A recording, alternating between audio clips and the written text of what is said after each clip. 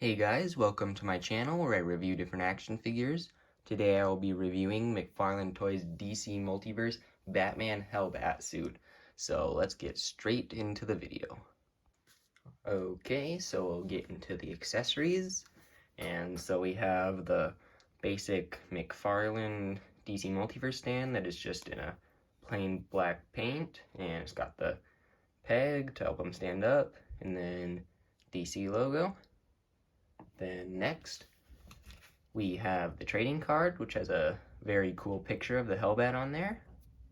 And then on the back of it, we have the source, real name, height, weight, and then a small little bio that if you'd like to read, you can pause the video now. And then the main accessories that this guy comes with is his wings, which are pretty cool and they look good on him. They've got a hinge on there so you can fold it so that they're not in the flying position always. And they've got the pegs, which is in a octagonal sort of shape. And so if you put this back on his back, whoops, that's upside down on the wrong side. If you put it in there, it plugs in just like that, but it cannot rotate at all because of the octagonal shape, which is a little bit of a downside, but that's all right. You can still plug it in different angles of it like that, so you can have it up, down, middle. I personally like the middle one, and so that's how I usually display him. And so he looks pretty cool like that. And then if you fold these wings down, not so much in the flying position, so you can have him when he's not flying, so that's pretty cool. And then another downside to this figure's accessories is that if you kind of shake that the wings will fall out. And I mean, you're not really going to be shaking your figure, but I've noticed that sometimes when I'm posing the figure, they just randomly fall out, and so that kind of sucks about them. But overall, they look pretty cool on him, and I think they look very nice. So there's the accessories. All right. So let's take a look at the overall design and sculpt of this figure. So starting at the head, it's got on the front, it's got the eyes right there, which look very cool. And it's got a little bit of sculpted detail right here, so it's not all the way just kind of flat and stuff. And it's got some mechanical sort of stuff in the back here, a silver paint instead of just all black. And then moving down, he has these spiky shoulder pad things, which are on a ball joint sort of thing, so they don't get in the way of like sort of articulation stuff. They have some nice spikes and stuff. It's got a little line in there to break it up. And even right in here, he has some red lines instead of it just being black. He's got the bat signal, which is sculpted into the figure. And then he's got a bunch of lines of here to get it kind of like a mechanical and armored look. So it's got like the abs all right there. It's got the lines on the arms, comes down all the way to the legs, and goes even right there.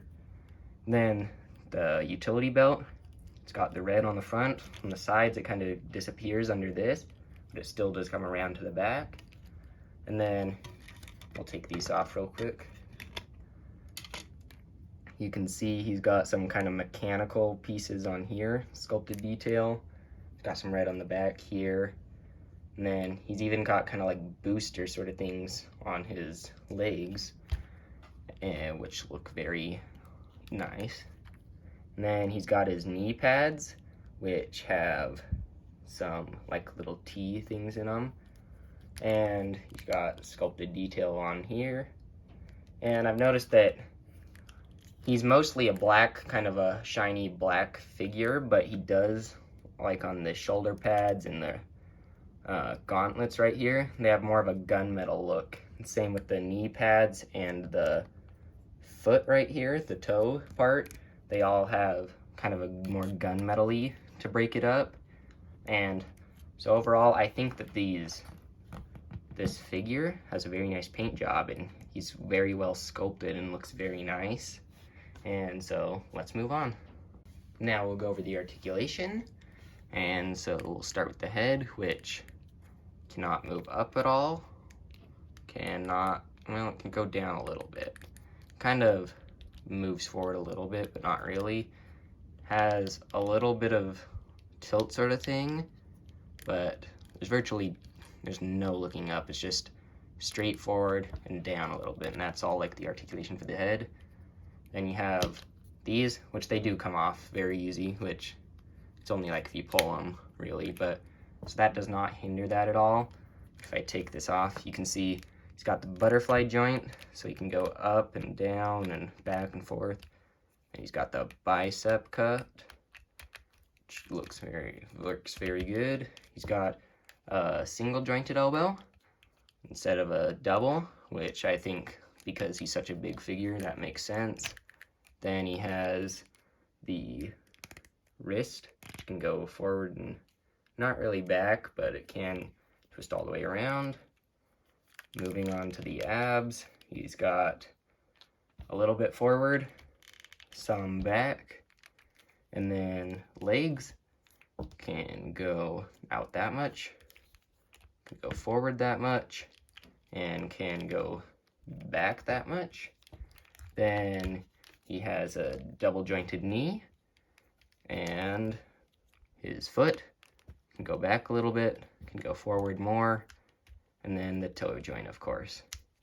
And so there's all the articulation for this guy. And put this back on there. So there we go. Okay, so overall I think that this is a really awesome figure, and I think that Mcfarlane chose a really cool bat suit to make into a figure, and I think that they did a good job in making it look super armored and kind of mechanical looking. And so yeah, I think it's overall a pretty good figure, besides the little wing thing where it'll fall out every once in a while, but I might just glue it into the back ports because I don't really move it at all or anything. So yeah, but before, I'm going to show a little sneak peek to what that figure I'm going to be reviewing next. So here it is. Alright, so if you liked this video, please subscribe and like, and if you'd like to be notified for any other videos that I make, please hit the notification bell, and I hope you have a good rest of your day, and I'll see you on the next video.